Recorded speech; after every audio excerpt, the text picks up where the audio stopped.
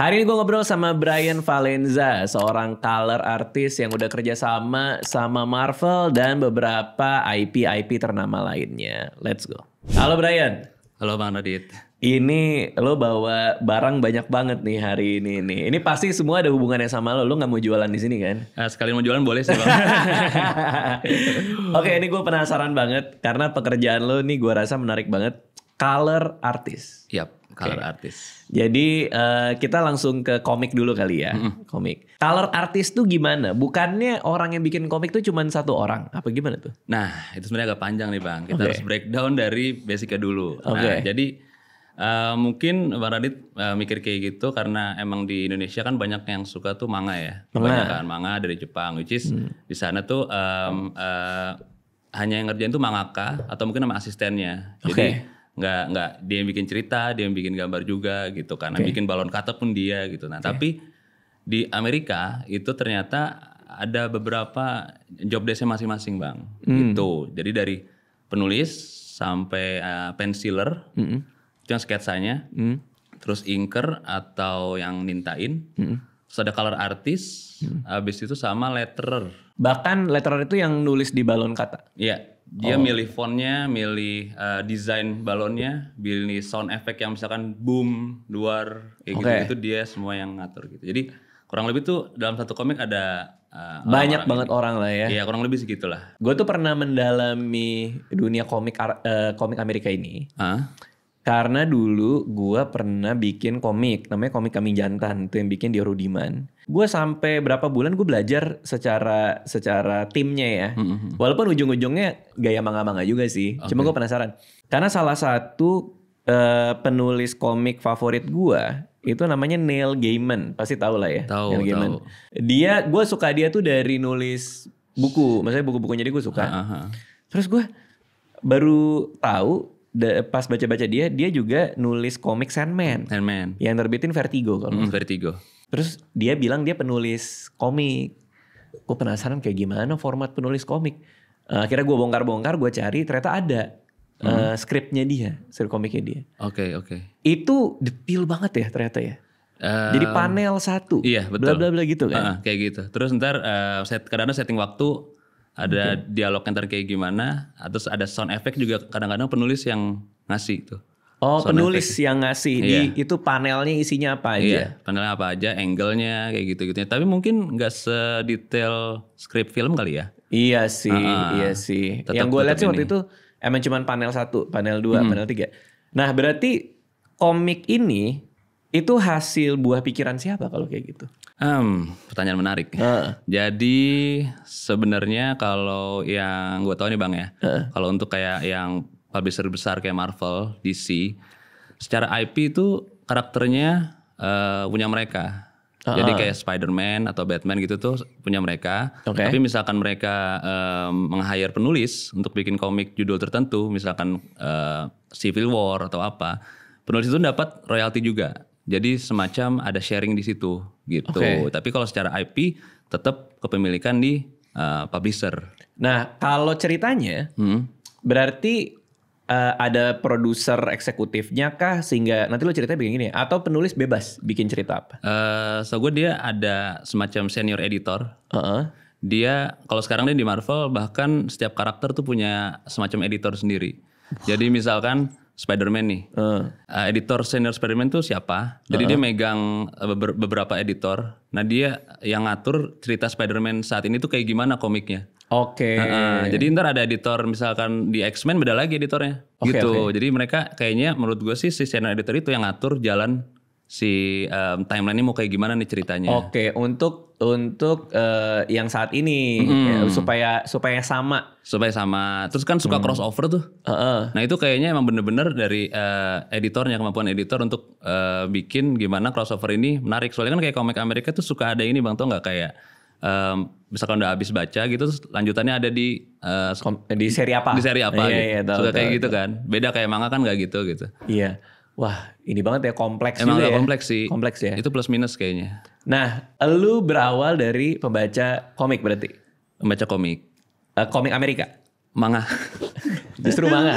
Justru manga. Kalau di Indonesia udah pasti manga. Iya, Dragon Ball dulu kayak gitu. Sama lah kayak Doraemon, Shinchan standar kayak gitu kan. Sensei anime ya. Nah terus mulai tertarik sama Amerika tuh justru pas kuliah bang. Oke. Karena kan DKV. Iya. Lalu apa? Kenapa harus jadi komik Amerika tertarik? Jadi sebenarnya waktu itu pas masuk kampus tuh kayak butuh jati diri gitu loh bang. Kayak di kampus tuh, nih agak dalam nggak apa-apa ya? Iya nggak apa-apa. Nggak terlalu dalam sih tadi. Jadi banyak kan style pada manga kan. Di situ ada rasa kayak nggak terima gitu loh bang. Kayak di SMA gue nih istilahnya paling jago lah. Paling jago gambar gitu. Pas masuk ke ruang lingkup yang semua bisa gambar, tuh kayak gue butuh spotlight gitu. Ngerti gak sih? Apa-apa. Gue pengen beda nih. Gue pengen beda gitu kan. Terus akhirnya mulai explore style-style lain gitu. Waktu itu di Bandung di Tenas kan. Ada komunitas komik di sana. Gue coba ikut. Ternyata bukan manga doang ya. Gue selama ini kan kayak tertutup ya. Kayak cuman tahu tuh komik Jepang. cuman itu. Iya gitu kan. Ternyata menarik ya, ada Amerika, ada kayak manhwa gitu-gitu. Iya. Pas abis itu ke sana, ternyata ada senior yang dia udah kerja sama publisher Amerika.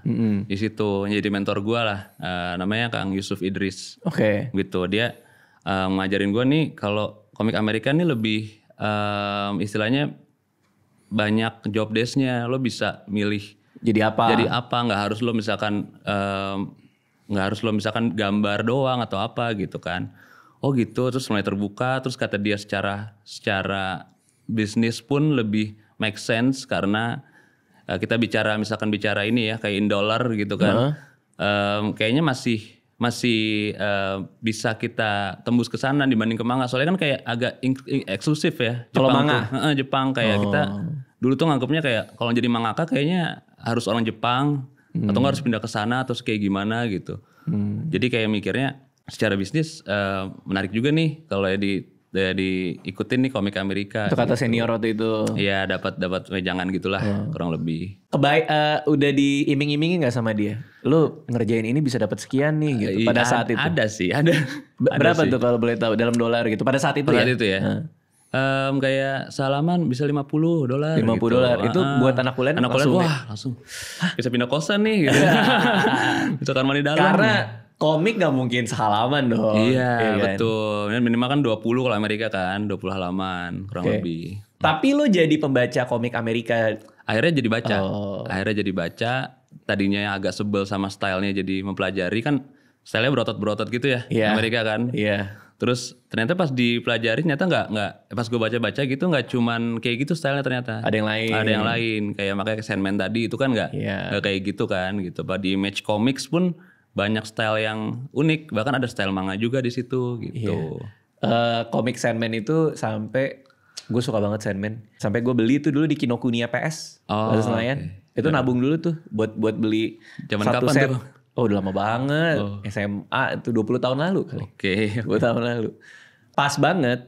Kayak berapa minggu yang lalu teman SMA gue WA gue bilang, komik Sandman gue ada di elu gak ya? Oke. Dia juga koleksi. Dia pernah lihat ada barang itu di kamar gue. Nah dia ketukar. Jangan tuh punya gue, ngerti gak sih? Oh gitu. Enggak itu punya gue kok gitu kan. Akhirnya gue jadi nyari lagi komik gue. Udah hilang. Itu setebel. Berapa tuh? Segini kali ya? Mahal kali sekarang bang ya kayaknya. Sekarang ya. Iya kayaknya deh. Kan udah jadi TV series juga kan kemarin kan. Jadi TV series. Iya tapi gue gak suka seriesnya. Sama sih bang. Terus waktu itu gue menyelami cukup lama tuh. Sampai ke Watchmen gue juga. Alan Moore ya? Iya Alan Moore. Vertigo DC juga. Vertigo juga. Sampai yang indie. Ini apa tuh? American Splendor. Baca gak? Wah. Harvey Pekar. Gak tahu. Yang orangnya botak. Terus dia menceritakan kehidupannya pribadi. Nah itu gue malah gak tahu. Itu indie? Indie. Aduh. Indie. Itu komik Amerika indie. Orang tahu bang. Ngerjain cuma 2 orang. Sampai senyelam itu. Gak jelas banget waktu itu. Tapi gue jadi menemukan dimensi yang menarik banget. Dibandingin sama kayak lu, gue juga bacanya manga kan dulu kan. Iya benar. Anjir ternyata banyak ya dimensinya ya gitu. Bener. Oke, nah pekerjaan pertama ini kan dia dari Amerika. Gimana tuh lo dapet ini gimana nih? Masih lanjutan yang tadi tuh bang. Iya. Ke ketemu senior di komunitas. Ternyata senior itu punya bikin studio juga di Bandung, studio kecil-kecilan lah, studio komik di sana. Terus katanya kalau mau latihan, mau belajar, datang aja setiap minggu ke studio gitu. Lumayan jauh tuh ke Ujung Berung lah salah. Ujung Berung. Tahu. Ya udah niat latihan lah ya, nggak berniat untuk dapat duit atau gimana gitu. Tiap Sabtu masa ke sana sharing, belajar. Dulu tuh pengennya masih tetap jadi yang gambar ya.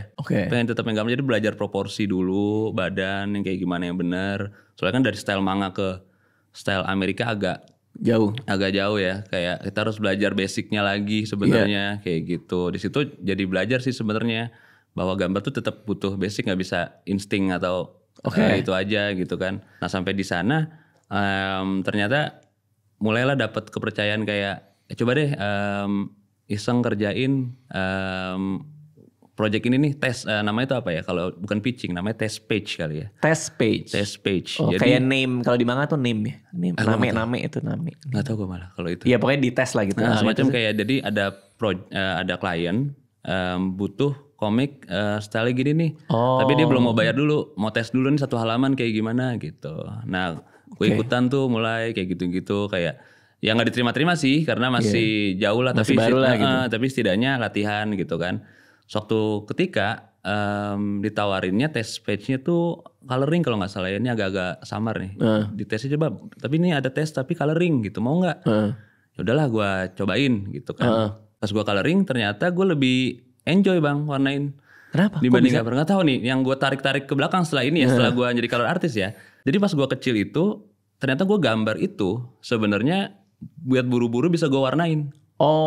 Emang doyannya warnain. Karena pas gue nanya nyokap juga dulu sering lomba warna juga, warnain gitu. Jadi lebih banyak ikut lomba warnain dibanding lomba gambar ternyata. Jadi kayak ada track back itu gue ingat-ingat tuh kayak gitu. Jadi secara passion aja sebenarnya sih bang gitu. Baru ngeh gitu. Pas zaman-zaman lo bikin manga-manga itu lo warnain nggak? Enggak masalahnya. Mungkin ya dulu kalau misalkan yang gambar-gambar manga itu kayaknya lebih kayak pengen mengeluarkan cerita di otak aja sih. Kalau sekarang kan kita udah nggak, yang tadi ada kerjaan itu kan nggak ngeluarin cerita dari otak kita kan, lebih kayak kerja untuk orang kan. Pas kerja untuk orang itu, pas ada kerjaan warnain, ternyata pas ngerasain, kok lebih seru, enjoy gitu kan, kayak yang bikin mood, suasana gitu.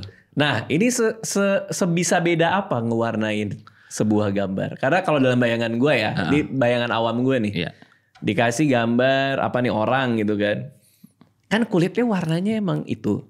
Iya gak sih? Iya benar. Rambutnya hitam. Betul. Matanya. Terus gimana peran color artist nih membuat itu extraordinary itu?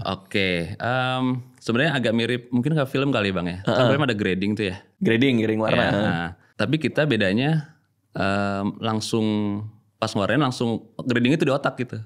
Ngerti gak? Misalkan kata Bang Radit kan kulit warnanya gini-gini aja. Iya. Kita langsung gabungin di kepala kita, settingnya malam. Berarti kulitnya agak cool, warnanya agak biru. Disesuaikan sama light source. Light source dari mana nih arahnya? Arah cahaya nih. Arah cahaya dari mana? Light source ini apa? Warm atau cool? Kalau cool dari mana? Dari bulan kah? Kalau warm misalkan dari ada api unggun. Kalau ketemu sama ini bentuk mukanya ntar gimana nih? Gua coba ya. Iya. Ini kita katakanlah ini kerjaan lo berarti? Iya.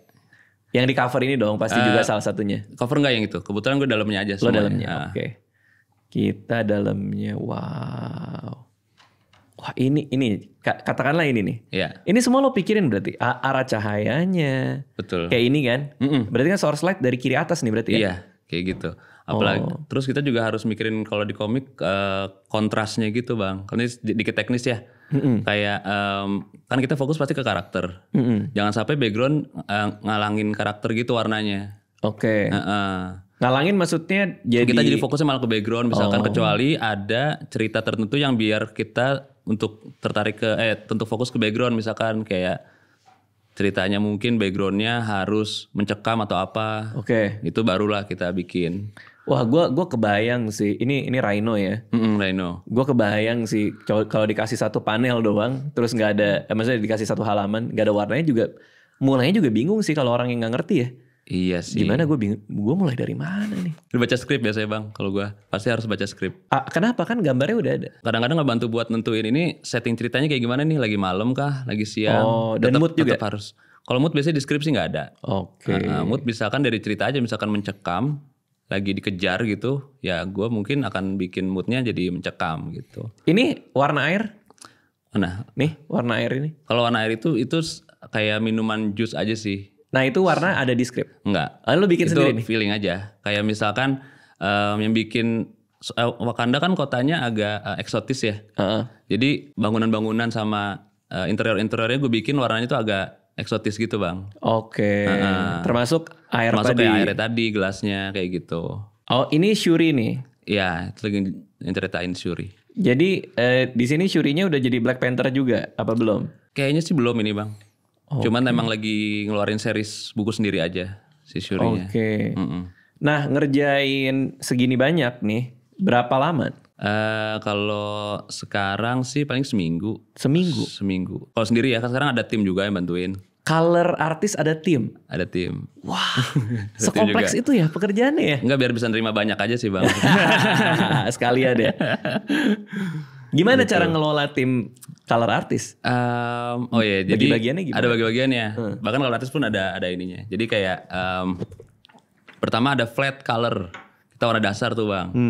Warna dasar sebenarnya bebas. Yang penting ngebantu gua nggak ngerjain dari putih aja. Oke. Gitu. Jadi artinya itu apa skin tone atau? Warna iya sesuai dengan pikiran tim aja. Misalkan dia kebayangnya warnanya kulit gitu, terserah nggak apa-apa. Ntar bakal gue rubah juga toh gitu. Setelah itu ke gua atau misalkan ke yang rubah-rubah warna lagi, nanti di shadingnya ntar bagian gua misalkan. Oke. Baru tuh shading tuh kayak menentukan bentuk kena cahaya dari mana, itu biasanya gua. Oke. Kayak gitu-gitunya. Oke. Tergantung. Nah ini kayak gua ngelihat di sini tuh kayak shading lo lumayan ini ya. Lumayan berasa ya? Iya. Karena ini malam gitu? Enggak juga. Kalau ini lebih kayak karena harus menyesuaikan style gambar juga bang kadang-kadang. Oh. Makanya style warna gue juga beda-beda setiap yang komik judul lain karena yang gambar beda kan. Karena nggak selalu sesuai sih stylenya tuh. Ini accrual bukan? Ya scroll. Apa scroll? Scroll. Pernah nggak lo diminta revisi? Kayak artinya lo udah ngerjain terus tiba-tiba si komiknya nggak asik nih warnainnya gitu. Iya pernah sih bang. Pernah. Apalagi tapi kalau awal-awal tuh lumayan pahit tuh biasanya kalau komentarnya tuh kayak gini nih bang, kayak dulu waktu tes lebih bagus deh. Kok pas ya gitu kan. Jadi kan awalnya tes dulu tuh. Gue dapat pekerjaannya setelah tes, terus habis itu setelah udah dikerjain malah nggak puas kliennya. Jadi dia suka komen kayak gitu biasanya kayak, kok hasilnya nggak kayak sebagus tes ya gitu. Padahal gue ngerasa tetap all in ngerjainnya gitu.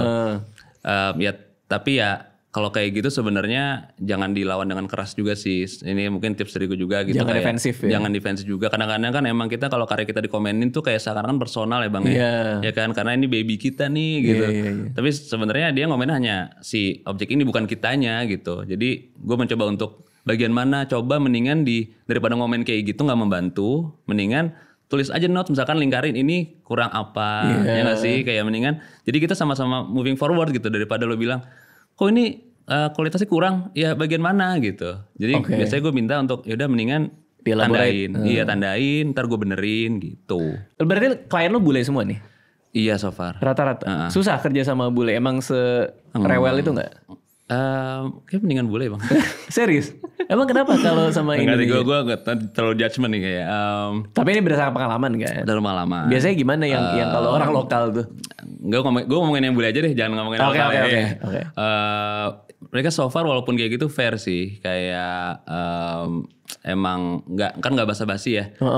Apa adanya to the point. Tapi kalau misalkan mereka suka banget bener-bener dipuji di tempat gitu, kayak langsung bisa dapat kerjaan terus-terusan dari dia.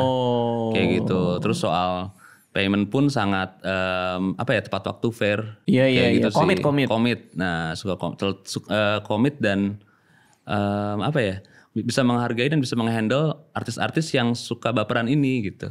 Ya kan seniman kan ya lah bang kayak. Bener sih. Iya kayak gitu. Makanya kayak editor Marvel salah satunya yang pengalaman gue terbaik sih, soalnya mereka bisa menghandle artis-artisnya dengan asik ya. Dengan asik, kayak misalkan mereka ada revisi tapi awalnya tuh dipuji dulu gitu. Gitu. Kayak keren nih gue suka lo bagian langit ini gue suka nih. Tapi bisa nggak pohonnya? Jadi langsung loncat gitu habis memuji. Tapi kan kita dirasa ada diapresiasi. Iya diapresiasi gitu. Itu salah satu nilai poin plus dari mereka sih menurut gue gitu. Ada yang mau lo highlight gak dari berapa banyak komik Marvel yang lo kerjain ini? Yang mana yang menurut lo menarik buat lo ceritain? Yang menarik ya? Kurang lebih. Ini ada banyak nih.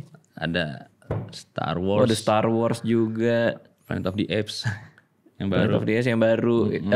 Ada nggak yang paling menantang di antara semua ini nih yang lo bawa nih? Sebenarnya Planet of the Apes lumayan menantang sih bang, secara style. Berasa lagi kelihatan. Nih bang, soalnya baru nonton. Si shading dalamnya gue bikin stylenya tuh agak ngerepotin diri sendiri ya. Ini jadi, iya berasa sih ribetnya sih. Gue arsir satu-satu kayak gitu, karena gue lumayan bulunya. Suka. Iya. Ini lo bikin satu-satu tuh. Iya, garis-garis satu-satu gitu. Kenapa untuk yang ini lo effort banget? Gue suka Planet of the Apes pertama, tapi yang versi baru sih bang, yang James Franco tuh. James Franco? Yang Planet of the Apes 1 ya. Yang trilogi sebelumnya? Trilogi yang ini. Tapi yang sebelumnya kan? Tapi yang awal banget, yang 2010 ya, 2011 ya. Oh iya. Si pertama kali Caesar. Iya, pertama kali Caesar. Itu gue suka banget. Itu keren film sih. itu karena kayak relate lah gitu kan, belum yang perang-perang kayak sekarang gitu kan. Iya. Jadi gue suka, terus pas dapet ini kayak wah, kayak gue pengen nuangin kesukaan gue di sini deh gitu. Terus dari gaya gambarnya gue juga suka. Gaya gambarnya dia tuh enak buat dieksplor. Wah ini lo colornya langsung merah semua gitu karena mau gambar senja nih. Senja, dan ini lagi kayak agak horor kan bang, lagi ngubur-nguburin mayat-mayat yang udah. Iya. Berarti kalau udah sampai level lo kayak gini, udah otomatis ya nggak revisi tuh minim gitu ya? Kirim, kelar, oke. Sebenarnya ya hitungannya minim sih, mungkin karena mereka juga agak kejar tayang. Oh, berapa sering ini mereka terbit? Terbit si Marvel? Iya. Kalau Marvel ini setiap minggu kayaknya terbit. Ada aja. Iya, tiap minggu. Jadi deadline gue juga tiap minggu sebenarnya. Kayak ada, pokoknya kayak Kamis Jumat tuh pasti agak lembur kayak gitu. Karena mereka mau cetak tuh biasanya Jumat gitu, atau Seninnya gitu. Ternyata masih banyak ya Marvel itu nyetak komik ya? Banyak sih bang, kalau di Amerika ya. Gue pikir kayak udah nggak terlalu banyak nih, karena kalau kita lihat di industri buku kita kan makin dikit.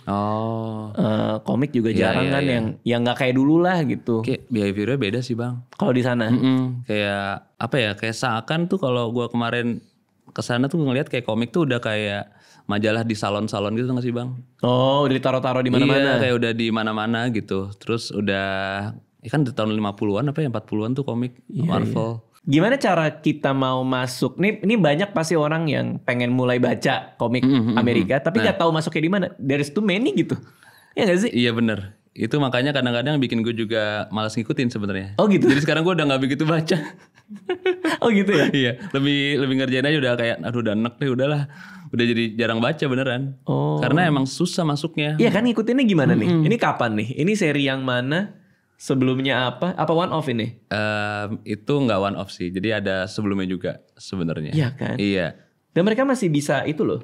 Biasanya per event gitu yang bikin seru tuh bang. Ada event-event tertentu kayak Secret War atau Civil War atau Infinite Crisis kayak gitu. Iya. Civil War juga keren banget komiknya.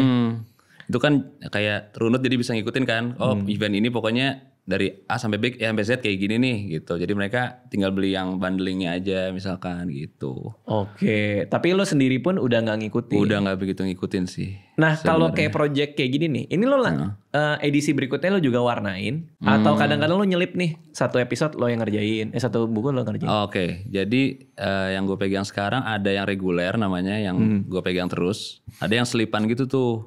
Kenapa bisa ada yang selipan? Biasanya mereka butuh color artist mereka biasanya antara nggak bisa ngerjain atau sakit atau apa, terus minta bantuan ke gua. Kayak gitu-gitu, ada yang kayak gitu. Ada yang merasa ini cocok nih kalau dikerjain Brian, ya dia masih bisa nih ngerjain misalkan 10 halaman lagi nih doang nih buat selipan gitu. Oke. Tapi susah nggak nyocokin gaya lu dengan gaya orang lain? stylenya ya. Nah, kan katakanlah dia sakit nih. Terus lo dikasih. Iya, emang harus ngikutin sih bener. Lo ngikutin? Harus ngikutin. Oh, gak bisa semau lo gitu gak ya? Nggak bisa sih. So far sih ngikutin ya karena biasanya sepaket sama halaman-halaman sebelumnya tuh dia ngasih. Jadi kayak bisa nggak bantuin ini lihat deh. Ini contohnya nih kayak gini bisa nggak gitu. Gue kalau misalkan bisa gue bilang bisa, kalau enggak gitu, nggak maksain. Oh itu kayak apa yang lo nggak bisa? Sebenarnya mungkin bisa tapi gue kurang cocok atau kurang suka sama stylenya. Biasanya gue kurang suka sama style yang lasso brush gitu bang. Kalau teknik ya sorry nih. Jadi kayak di sini gimana ya? Agak klasik Marvel tahun 90 2000-an sih yang pakai lasso brush gitu. Terus soft gitu warnanya. Oke, itu nggak bisa. Bisa tapi gue nggak enjoy aja. Nggak enjoy karena teknis ngerjainnya malesin. Sangat effort gitu. Aduh effort banget sih gitu kan. Udah deh. Buat warnain gini. Udah kayak nggak usah deh gitu.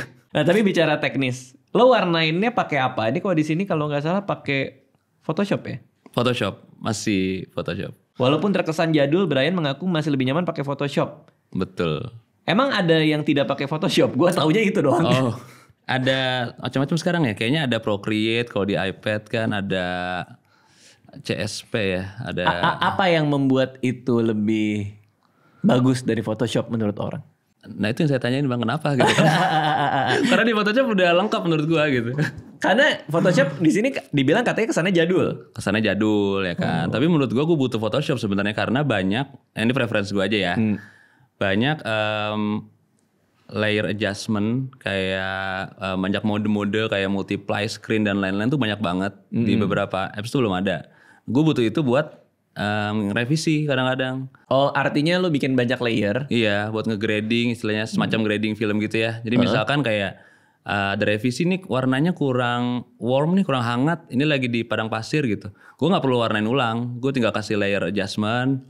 Gue edit dikit udah warm gitu. Nah di Photoshop tuh banyak tools kayak gitu. Jadi gue belajar juga kayak digital imaging lah kurang lebih. Oh DI ya? Kayak gitu. Nah berarti tekniknya itu ini katakanlah, ini kalau ini apa nih? Ini ya Biontopia IP gue bang. Oke, lo nih bikin semenjak setelah ngerjain Marvel lo bikin IP sendiri ya? Bikin IP sendiri. Contohnya ini nih, karakter ini. Berarti teknis ngerjainnya ini semua lo warnain pakai warna dasar dulu. Berarti which is yang inilah ya? Iya. Abis itu nanti lo timpa layer itu buat kasih shadow-shadownya ini?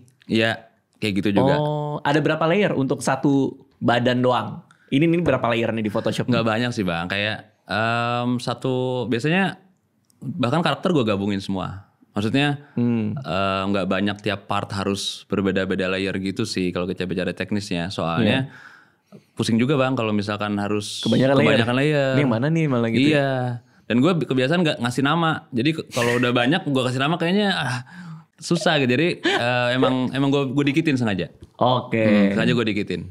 Oke, ini bicara IP lo apa ini? Ini Biontopia Legends. Jadi dia adalah kumpulan komik-komik dengan judul-judul yang gue bikin ceritanya, tapi based on folklore Indonesia gitu bang. Bandits of Batavia nih salah satu babnya. Iya, ini dari inspirasi dari Pitung. Anjir, oh ini cerita si Pitung si ini. Pitung. Yang ini nih. Bandits of Batavia. Terus ada yang depan tadi Gatot Kaca. Ada bawang putih, bawang merah. Oh, reimagining ini ya? Iya. Dan kita kemarin ini udah rilis di US tahun 2022 nih bang. Ini terbit di Amerika. Iya, tahun 2022. Gimana cara nerbitin di Amerika? Lo ke publisher atau? Ke publisher, namanya Fair Square Comics. Dia tuh sebenarnya salah satu ex-client gue sih. Karena ya gue ada beberapa link koneksi di sana dari kerjaan-kerjaan gue sebelumnya. Gue coba follow up lagi ke dia, mau nggak nerima komik Indonesia nih. Di sana kayaknya butuh sesuatu yang unik gitu kan, nggak superhero lagi gitu. Dan untungnya si publisher ini percaya sama apa yang kita bawa gitu. Makanya diterbitin lah di sana. Iya, diterbitin di sana. Oh ini Malin Kundang nih ceritanya? Iya, itu Malin Kundang. Gokil. Jadi lo menceritakan ulang cerita-cerita ini dengan sudut pandang bahkan yang beda. Bahkan kadang-kadang bukan ngulang sih. Jadi kayak gue pengen ngelanjutin. Oh malah lo kadang lanjutin. Kayak yang Malin Kundang itu kan ceritanya terakhirnya kan kalau yang kita tahu legendanya kan dia dikutuk jadi batu kan. Nah ini gue lanjutin setelah dikutuk tuh apa gitu. Apa kalau di sini? Kalau ini gue kasih ini dikit. Jadi pada zaman VOC batu itu diteliti ulang sama VOC. Terus diteliti. Kayak katanya kan ini legendanya ini, masa sih diteliti sama VOC? Karena zaman-zaman VOC itu gue bikinnya dia kayak udah mulai percaya sama supernatural. Oke, hal-hal Belanda mistik. ini. Teliti di camp di Sumatera tuh ternyata malah menimbulkan satu petaka satu desa itu malah jadi batu. Oh, gue lihat tuh tadi tuh gambarnya. Iya, jadi batu itu dikirimlah tim semacam Magic Force. Atau wizard lah, dengan tongkat kerisnya itu gitu, datang untuk menyelidiki ini ulah siapa sih, gitu kan, ulah siapa sih, ternyata ulah sih batu maling gundang ini, gitu. Ini mau gue jelasin apa? Jangan. Nanti, biar yang mau tahu biar beli aja. Ada twistnya lah gitu di situ. Siap. Nah ini keren banget nih, kalau gue suka banget nih, gaya gambarnya. Ini gambar Hendry Prasetya. Iya. Dia memang biasa gambar buat Marvel juga. Dia ngerjain Marvel juga, ngerjain DC. Jadi emang beberapa hampir semua artis yang di Biontopia ini bang, gue hire dari artis-artis Indonesia semuanya. Kurang lebih 20-an artis dalam satu buku ini yang udah kerja di internasional publisher gitu. Berarti ini perusahaan lo lah ya ibaratnya ya. Perusahaan kecil-kecilan lah. Kenapa lo mau lompat jadi punya bisnis ini?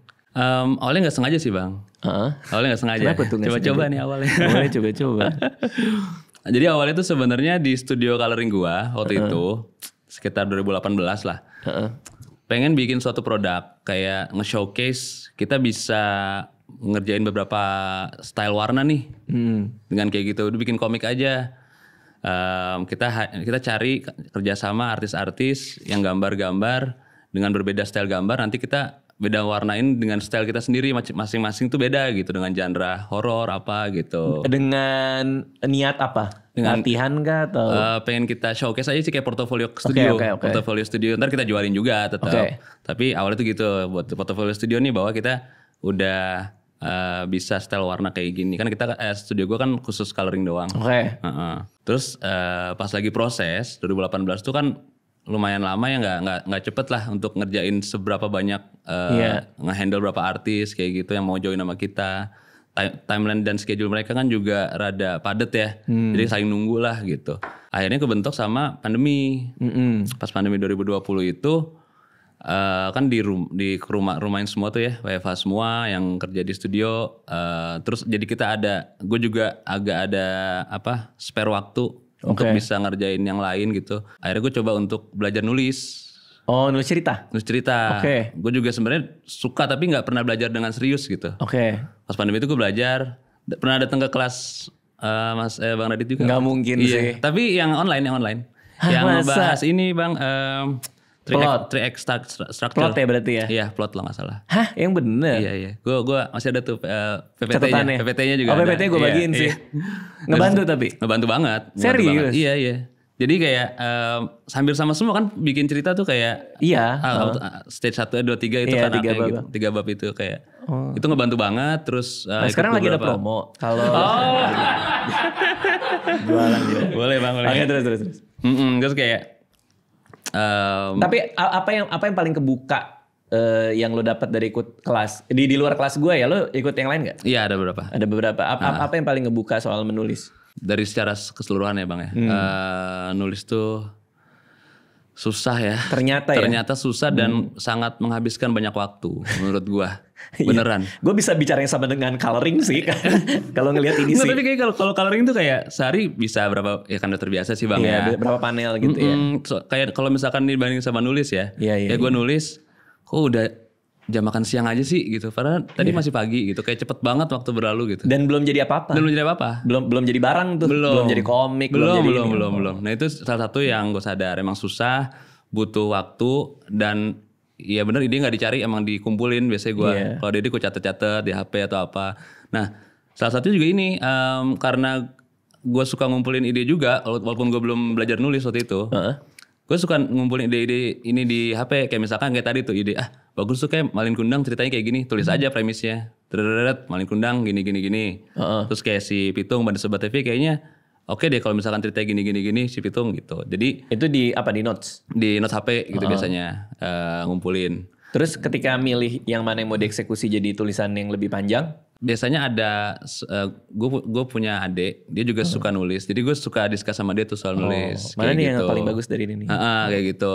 Dari circle terdekat dulu bang, gitu kan. Iya. Nah pokoknya pas pandemi itu gue jadi kepikiran untuk gimana project studio kemarin kalau kita bikin IP kita aja daripada nunggu orang ngerjain IP mereka terus kita warnain, itu kan agak lama ya. Udah gue prepare orang-orangnya, terus konsepnya seperti apa. Udah kita start gitu sambil nyari publishernya itu. Berarti itu belum ada orderan ya? Maksudnya lo bikin sendiri baru lo coba jual kan? Iya belum ada. Artinya kan orderan. Lo punya ada risiko dong pasti kan? Ada. Oke. Paling mulai sounding aja kayak tipis-tipis teaser, jadi orang nggak kaget gitu pas produknya ada. Nah kenapa di luar? Ada apa memang dengan menerbitkan di Indonesia ini nih? Market ya pasti ya? Di Indonesia terlalu laku bang ya. Kayaknya market sih ya, susah ya. Susah banget ya. Iya, jadi pertama itu kita lihat market juga kan. Kalau mau jual komik atau IP ini kan Indonesia masih istilahnya masih muda lah ya. Soal entertainment gitu kayak apalagi komik, siapa sih baca komik itu meluangkan uangnya gitu untuk komik kayak gitu. Jadi kita berpikirnya di Amerika aja, toh aku punya koneksi di sana. Terus bisa jadi suatu gebrakan juga nih untuk ngebuka jalan artis-artis yang mau bikin IP di Amerika tuh bisa nih gitu. Jadi kita jadi salah satu pelopor sih untuk nerbitin komik di Amerika gitu. Ini kalau beli ini di Indonesia berapa? 400.000 kayaknya ya? Nyampe nggak? Segitu kemarin tuh jadi waktu beberapa bulan akhir 2023 kan ada event di Indonesia tuh. Jadi dikirimin dari US, gue minta di shippingin beberapa buku ini. Gue jual waktu itu 450-an. Iya 400-an. 450-an. Gue baru beli bundle Gundam gitu. Ada namanya Irwan Gundam, dia diwarnain ulang, di recreate ulang, itu 4 juta itu. 4 juta? Iya itu juga anjir mahal banget. Makanya pas gue lihat ini kayak 400-an sih memang. 450-an. Nah artinya kalau buat market kita kayak 400, ya gak sih? Awalnya gue kira gitu bang. Ternyata? Tapi ternyata pas kemarin kita bawa ke sini, di Indo tuh apa ya, kurang lebih gimana ya, kayak kita takut jadi sombong atau gimana dengan harga segitu ya. Iya, banyak yang beli akhirnya. Kayak kemarin tuh hampir 20-an lebih dalam event itu kan kita cuma bawa shipping cuma 20. Karena kan takut habis semua, tinggal ini doang. Gitu. Wow. Terus jadi sebenarnya yang gue sadar ya, mungkin di pasar Indonesia lo bisa jualan komik dengan harga segini, tapi harus ada value lain nih. Harus ada added value lain. Misalkan artinya ini tadi yang ya menurut gua kayaknya yang bisa dilihat dari value dari Beyondtopia mungkin dari segi art mah harus oke. Segi art itu pasti cerita. Terus kayak misalkan lagi kita membawa isu bahwa folklore ini kita kenalin ke masyarakat internasional nih, ke market internasional global. Itu merupakan salah satu nilai plus dari kita sih yang gue lihat gitu. Iya. Ini berarti one off juga? Apa nanti ada lanjutannya? Nah sekarang ini one off, tapi rencananya bakal ada serinya, setiap judul tadi itu bakal keluar serinya sendiri bang. Satu-satu. Oke. Nah nextnya ini tadi kan udah liat Bandits of Batavia ya. Iya. Nah kita ntar Juni ini mau launching Kickstarter kalau bang Radit tahu. Tahu. Gue berapa kali gue. Oh iya? Iya kemarin akhirnya, wah ini gue mau cerita nih. Boleh. Gue mendanai, udah 2 game yang gue danai dan berhasil. Dan salah satunya Eiyuden Chronicle yang bikin Suikoden.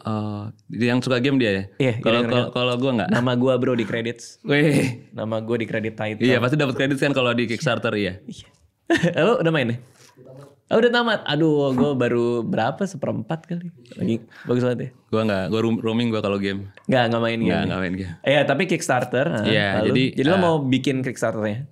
Bikin Kickstarter untuk komik si Bandits of Batavia ini. Oke. Gitu, rencananya Juni tanggal 11. Oke.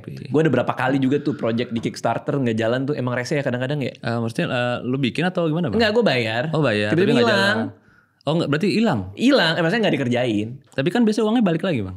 Nah gue belum ngurus deh kayaknya. Apa emang otomatis ya? Kayaknya otomatis sih. Karena berapa lama, kok nggak ini? Kalau kayak Eiyuden itu 5 tahun ya bro ya Kickstarternya? Itu sama tuh, gue juga lupa tuh. Oh berarti goals ya, udah sukses. Tapi nggak dikerjain gitu? Atau gagal? Pokoknya nggak ada kabar aja. dari yang ngerjain? Soalnya ada 2 kemungkinan bang. Pertama misalkan udah nge-back nih, terus projectnya ternyata nggak sukses, which is dia nggak dapet goalsnya, target. Itu dibalikin. Oh nggak ada, goalsnya dapet. Berarti goalsnya dapet, berarti belum dikerjain. Iya kayak sebentar ya, sebentar ya. Gitu-gitu mungkin. Iya mungkin itu salah satunya sih. Tapi Kickstarter itu menarik banget sih. Menarik sih bang. Menarik banget. Nah itu lo mau buka? Mau buka. Ini rada deg-degan sih. Kayaknya ini pertama kali juga kita bikin Kickstarter komik di Indonesia. Kayaknya baru pertama juga deh. Kayaknya kemungkinan. Ya. Lo tau gak ada konsultan nih? Ada konsultan? Konsultan untuk bikin Kickstarter.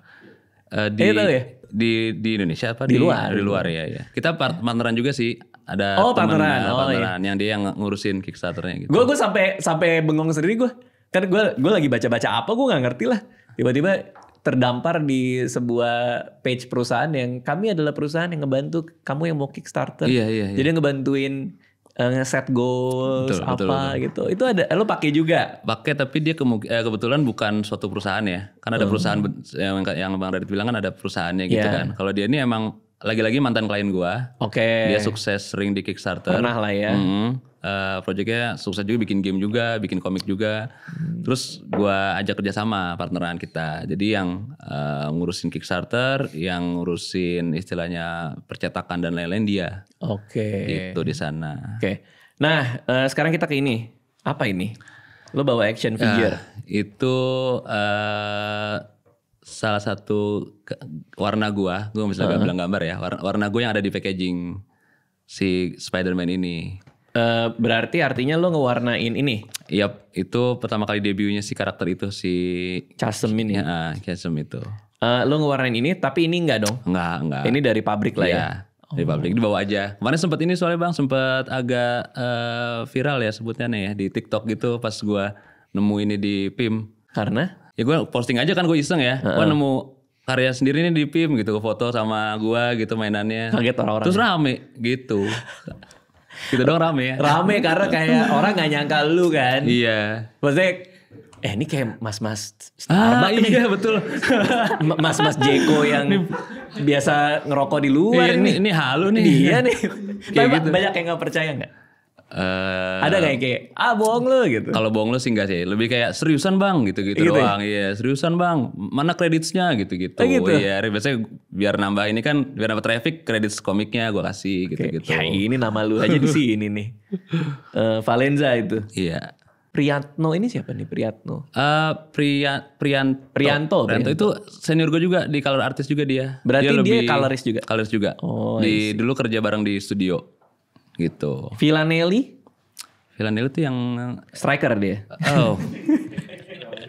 Pemain bola. Kayaknya gambar bang. Nama pemain bola. Yang gambar itu. Oh yang gambar. Urutannya biasanya ada urutannya dari awal tuh penulis, yang gambar, yang warnain. Lu kenal mereka nggak?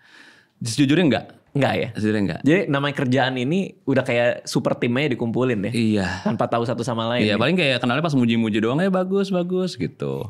Ada nggak yang lu pernah satu grup bareng di Zoom kah, di mana kah? Oh ini si ini. Sejujurnya gue nggak pernah ikut ada meeting gitu sih bang. Tapi ada kerjaan ini. Cuman sekali waktu itu meeting sama Marvel waktu ngebahas kontrak doang. Oh dan itu pun juga orang legal ya? Enggak, dia lumayan bukan orang legal, lumayan senior editor. Oke. Senior editor waktu itu kebetulan nawarin jadi eksklusif color artist. Terus harus meeting kan. Soalnya gue selama ini males nolakin meeting Zoom gitu kalau nggak penting. Soalnya apalagi ini kan jamnya beda. Waktu juga.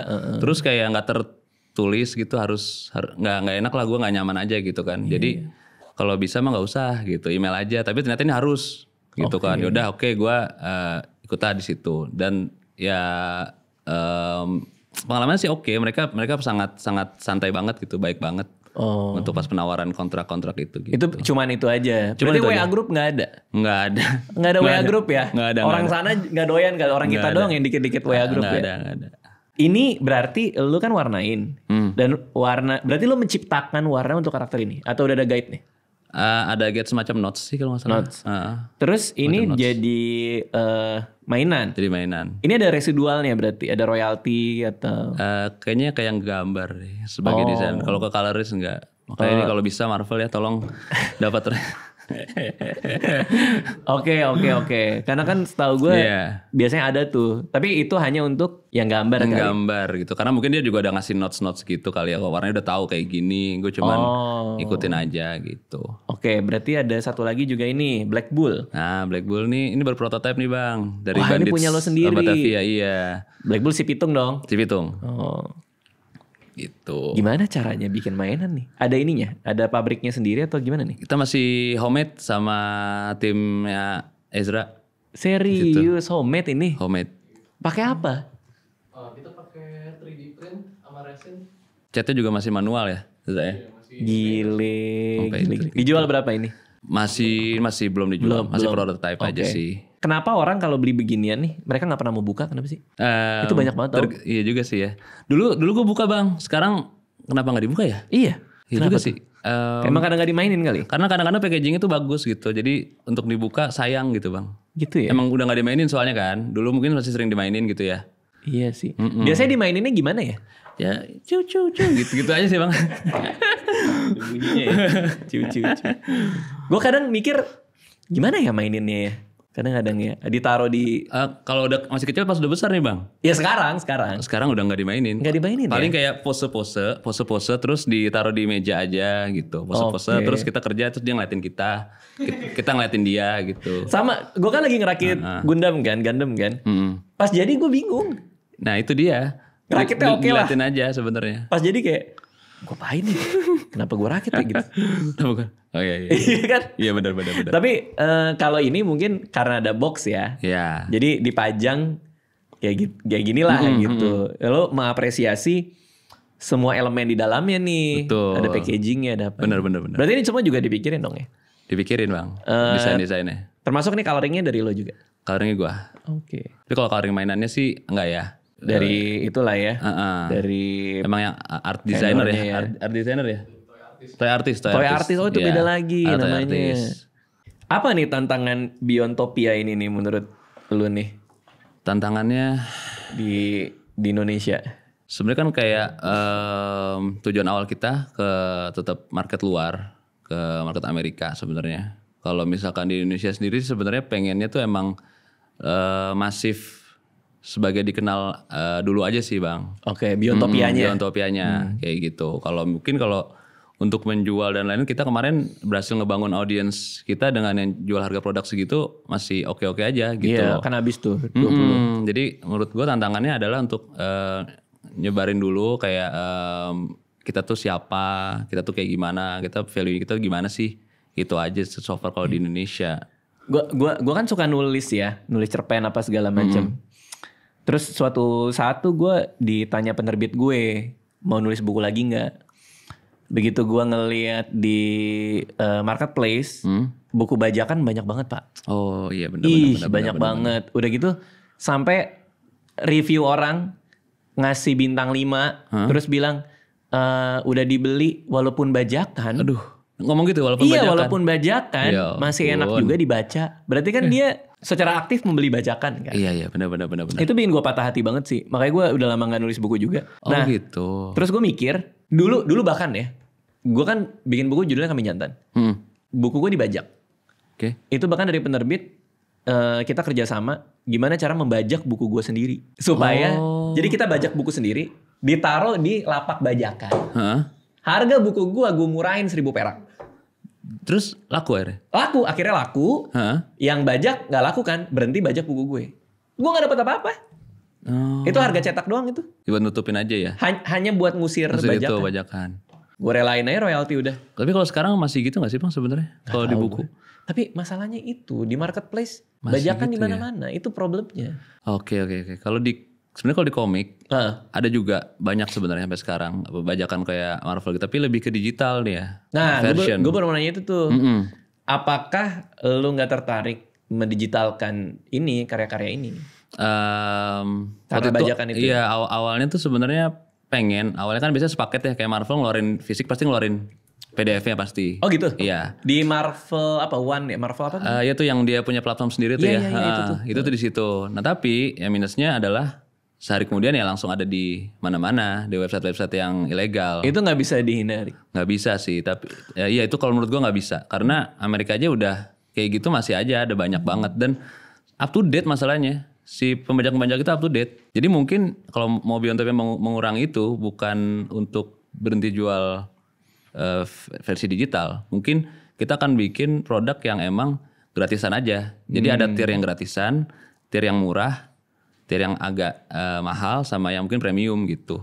Paling planning kita so far kayaknya kayak gitu sih untuk menghindari yang bajakan gitu ya. Patreon nggak kepikiran?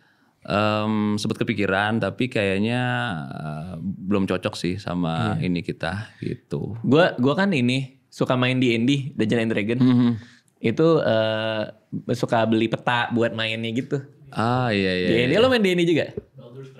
Oh yang ini video game Baldur's Gate 3. Kalau gue yang tabletop. Iya. Gue beli map kan. Itu saking sukanya gue sama yang bikin map, Patreonnya gue subscribe $5 sebulan. Iya segituan. Iya $5. Abis itu nanti dia ngasih bonus-bonus kan. Iya ada tier-tiernya. Tier-tiernya apa. Kadang ada update-update gak penting gitu. Cerita gitu. Gue lagi flu nih. Oke. Khusus member nih. Jadi kalian tahu kalau gue lagi flu. Jadi gak ada. Gue ya makasih deh gitu. Seru banget. Bang Radit map itu dikirimin atau digital aja deh? Digital. Oh digital aja? Digital. Jadi awalnya itu ada situs buat map, bikin map. Lalu di situs bikin map itu ada orang yang sudah bikin silakan download. Oke, paham. Gratis. Download lah, gue namanya barang gratisan kan, download aja. Terus ada satu map yang gue suka, di pojok kanan ada nama dia kan. Terus ada namanya, ya udah akhirnya gue supportnya lewat Patreon. Kalau jadi mau itu harus Patreon kalau mau yang berbayar itu. Enggak, mapnya gratis, tapi karena gue suka. Oh gitu. Gue support aja. Ada support aja. Iya. Gitu. Gue kesana, gue support, dapat yang lain-lain juga gitu. Jadi lebih ke rasa bahwa mau ini aja sih, mau support artisnya gitu. Karena itu kan gratis kan. Iya. Fanbase-nya harus besar sih Bang Patreon tuh. Iya. Harus besar dulu, bukan yang bangun dari nol kalau menurut gue ya. Bener. Kan? Jadi udah besar dari Twitter atau Instagram atau apa, terus baru bikin Patreon. Biasanya gitu sih. Kadang-kadang gue kebeli juga sama gini, kayak dia ngasih barang gratis nih. Terus dia bilang, silakan pakai barang ini gratis, gue nggak akan take charge. Tapi masa sih gak ada $5 buat untuk kopi biasanya kan. Iya biasanya gitu kan, treat me coffee. Iya. Ya masa gak ada $5 to treat me coffee gitu. Ya udahlah, udah ini aja lah. Sampai akhirnya jadi terlalu banyak yang di subscribe. Iya. Ya kan, kayak gak tahu lagi. Cuman tuh menarik sih. Cuman lu gak ada rencana ke situ ya, subscription base gitu kan? So far sih kayaknya belum sih. Dan belum ribet juga kali ya. Agak ribet sih. Karena ada janji-janji itu. Bener, harus update terus tuh. Kayak gitu ya, pilek aja harus update. Gitu kan. Sebenarnya gak perlu sih. Cuman dia gak tahu deh. Oke, next apa nih buat kalian nih? Next sih tadi yang udah sempat di-mention kayak kita mau lanjutin Kickstarter bareng Sobat Evia itu.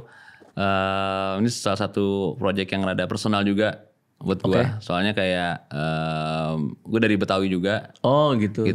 Jadi pengen ada. Pernah bacok Belanda? Pernah ceritain kakek deh. Enggak canda. Terus pengen lah rasa ada bikin sesuatu untuk budaya kita, kita sendiri kayak gimana sih gitu. Terus apalagi gue sih sebenarnya yang pengen gue tunjukin di cerita Bandits of Batavia ini juga bukan historical ya. Jadi kayak jangan nganggap cerita Pitung tuh gini, bukan. Ini lebih mix. Gue ambil history tapi gue mix sama fantasi dari pemikiran gue dan dari keresahan gue biasanya. Salah satunya ya kayak tentang politik dan apa itu gue tuanginnya di Bandits of Batavia ini gitu. Jadi kayak mirroring gitu loh Bang, kayak zaman sekarang dan zaman dulu nih sebenarnya kita udah berubah belum sih? Iya. Gitu. Kayak VOC-nya masih ada kayaknya nih sekarang gitu.